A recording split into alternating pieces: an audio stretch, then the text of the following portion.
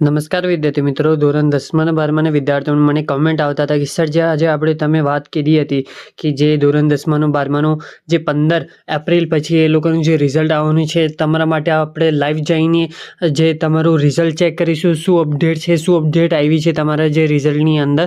તો જેવી રીતે તમે લોકોને ખ્યાલ હશે, આપણે જે GSEBની વેબસાઇટ પર આવીશું અને જે GSEBની વેબસાઇટ તમને પહેલી જ મળી જશે અને તમે લોકોને જોઈ શકો છો .orgની છે. તો આપણી જે ઓરિજિનલ ગુજરાત બોર્ડની વેબસાઇટ છે. તો આપણે જે બોર્ડની વેબસાઇટ છે અહીંયા અહીં પર ટેપ કરીશું વિદ્યાર્થીઓ. હવે જે આપણે નીચે એમ સ્ક્રોલ કરીએ તો અહીંયા જે તમે લોકોને દેખાઈ જશે કે અહીંયા બધી જ જે પરિપત્ર અથવા જે તમારી ગુજરાત બોર્ડથી કંઈ બી અપડેટ આવી હોય તો અહીંયા તમે લોકોને મળી જશે વિદ્યાર્થીઓ. તમે લોકો અહીં જોઈ શકો છો.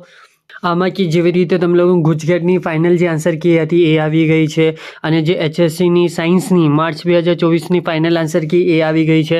તો જેવી રીતે તમારી અપડેટ આવશે તો વિદ્યાર્થીઓ અહીંયા મળી જશે તમે લોકોના.